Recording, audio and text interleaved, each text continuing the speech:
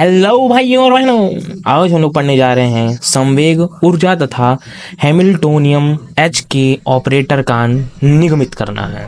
Operator का मान हमें निगमित करना है। तो चलिए हम शुरू करते हैं संवेग के लिए ऑपरेटर का मान। तो यहाँ पर हम निकालने जा रहे हैं रेखीय संवेग के संगत संकारक। संकारक का अर्थ होता है ऑपरेटर। तो यहाँ पर हम रेखीय संवेग के संगत ऑपरेटर को ज्ञात करेंगे।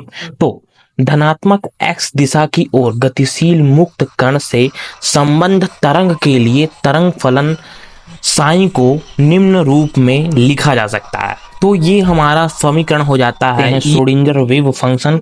और श्रोडिंगर वेव फंक्शन का ये वाला फॉर्मूला है, आप इसको याद कर लीजिएगा क्योंकि इसका सॉल्यूशन हम अगले वीडियो में बताएंगे। और सॉल्यूशन आप करके भी क्या करेंगे कि इसको याद ही कर लीजिएगा सिंपली। अब इसमें सिंपली ए जो होता है, ए होता है हमारा तरंग का आयाम होता है।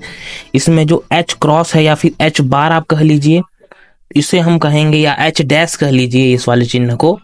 तो h अपॉन 2 पाई हमारा ये हमारा होता है, ये हमारा प्लांक नियतांक का अपडेटेड वर्जन है।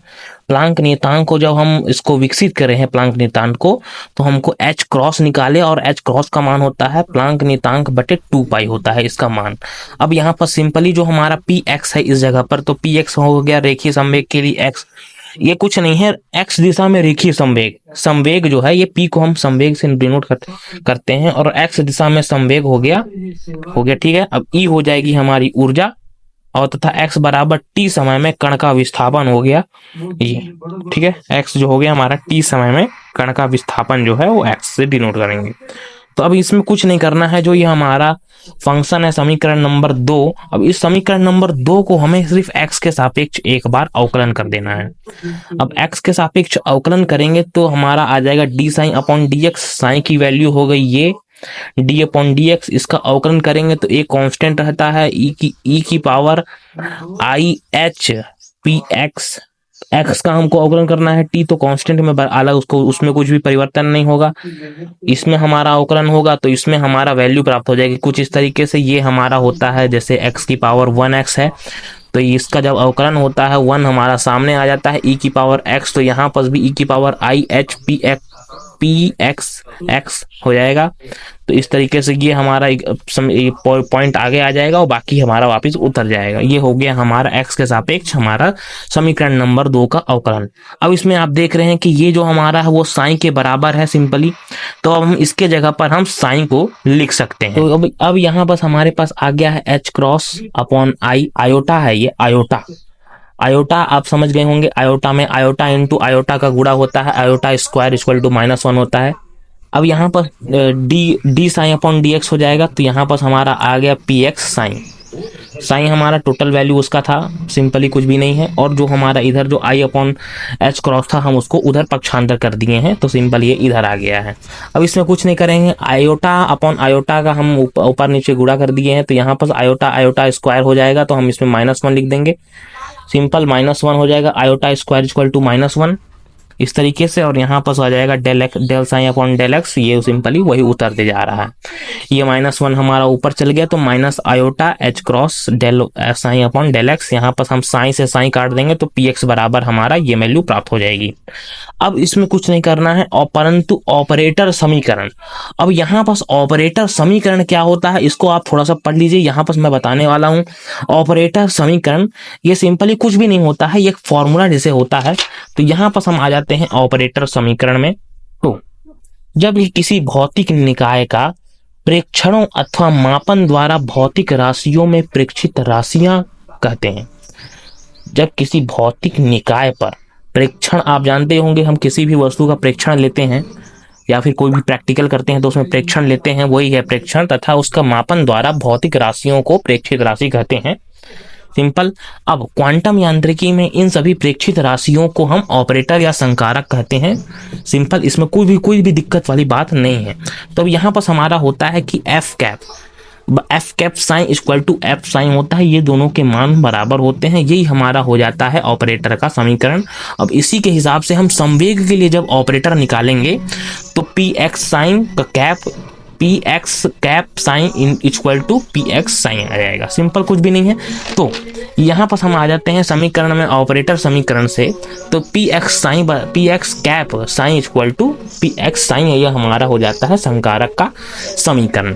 अब यहाँ पर हम देख रहे हैं इसमें भी साइन से साइन कट जाएगा, P X equal to P x cap आ जाएगा। अब इसमें समीकरण 3 और 4 से यहाँ पर हमारा रहा 3 समीकरण और ये रहा समीकरण नंबर 4। तो पी एक्स के इक्वल टू में हम पी एक्स कैप लिख सकते हैं। तो यहाँ पर हम लिख देंगे p x cap equal to minus iota H cross D upon D x, ये हो गई हमारी वैल्यू। अब उसके पश्चात अब ये हमारा केवल एक्स डायरेक्शन के लिए निकला है। आप देख रहे हैं ये केवल एक्स डायरेक्शन के लिए निकला है, हमें तीनों डायरेक्शन के लिए चाहिए। तो अब हम इसमें कुछ भी नहीं करेंगे, इसी प्रकार से अब यहाँ पर हम वाई डायरेक्शन के लिए भी निकाल लेंगे और हमारा जेड डायरेक्शन के लिए भी हम इसी प्रकार से हमारी वैल्यूज निकाल लेंगे। अब यहाँ पर हम कुछ नहीं करेंगे, अतः रेखीय संवेग के संगत संकारक से ऑपरेटर यहाँ पर, तो हम जानते हैं कि आर कैप बराबर होता है x i cap y j cap and z k cap. Simple, कोई भी दिक्कत वाली बात यहाँ पर नहीं है। तो अब यहाँ पर हम इसी के जैसा हम यहाँ पर संवेग के लिए निकाल लेंगे। तो p cap equal to P x cap i cap plus p y cap j cap plus p z cap k cap, हम इस तरीके से इसको लिख लेंगे।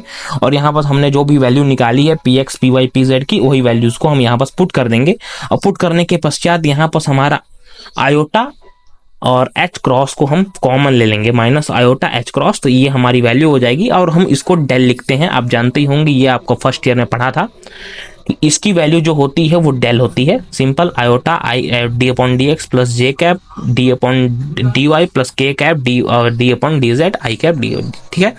तो यहाँ पर minus iota H cross del, ये हो जाएगी हमारी पी कैप की वैल्यू, और यही हो जाएगा हमारा संकारक, जो संवेग के लिए संकारक का समीकरण। यहाँ पर आप देख रहे हैं p cap equal to minus iota H cross del, ये हमारा हो जाएगा संवेग के लिए संकारक का समीकरण। अब हमें निकालना है, इसमें हमें 3 वैल्यू निकालनी होती है, संवेग, ऊर्जा और हैमिल्टोनियम के लिए। तो अब यहाँ पर हम निकालेंगे अब ऊर्जा के लिए। तो समय निर्भर ऊर्जा का संगत संकारक ऑपरेटर, संकारक को ही हम ऑपरेटर कहते हैं।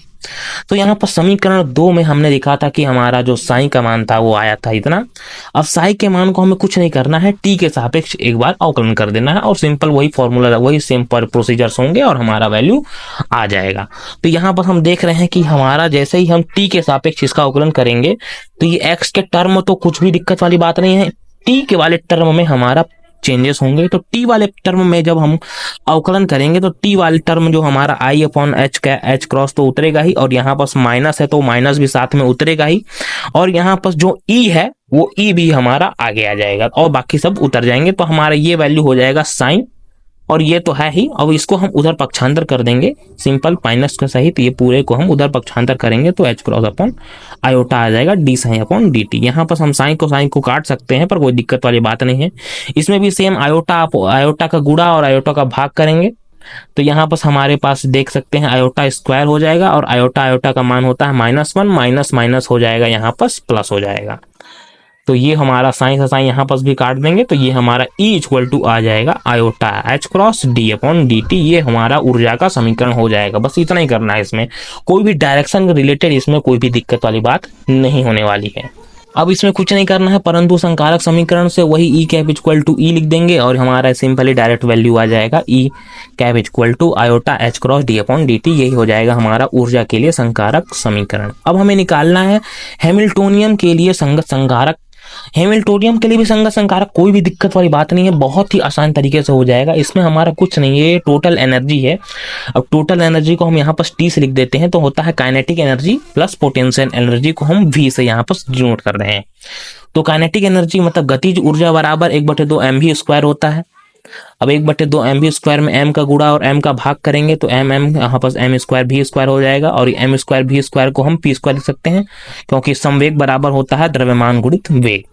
तो यहाँ पर p स्क्वायर और 2m तो है ही, तो ये हमारा हो जाएगा काइनेटिक एनर्जी के लिए इक्वेशन। तो हमारा हो गया ये kinetic energy p square upon 2m plus भी हम इसको कर रहे हैं स्थितिज ऊर्जा। सिंपल, इसको हम कोई भी परिवर्तन नहीं करेंगे। अब यहाँ पर हमारा पी स्क्वायर को हम इस तरीके से तोड़ सकते हैं, p cap into p cap upon 2m plus b. अब यहाँ पर हमने पी कैप की वैल्यू हमने संवेग के लिए जो संकारक समीकरण निकाला था उसकी वैल्यू को हम यहाँ पर पुट कर देंगे। तो जब हम जैसे ही पुट करेंगे तो यहाँ पर संकारक में हम देख सकते हैं कि हमने संवेग के दोनों वैल्यूजों को पुट कर दिया है और यहाँ पर टी के जगह में हम एच कैप रख दिए हैं, क्योंकि जो संकारक की कुल ऊर्जा होती है उसे हम एच कैप से डिनोट करते हैं। तो कुल ऊर्जा को एच कैप से डिनोट करते हैं, संकारक की कुल ऊर्जा को हम एच कैप से डिनोट करते हैं। तो यहाँ पर हमने संकारक का मान रखा है, इसलिए हम यहाँ पर एच कैप को ले लिए हैं।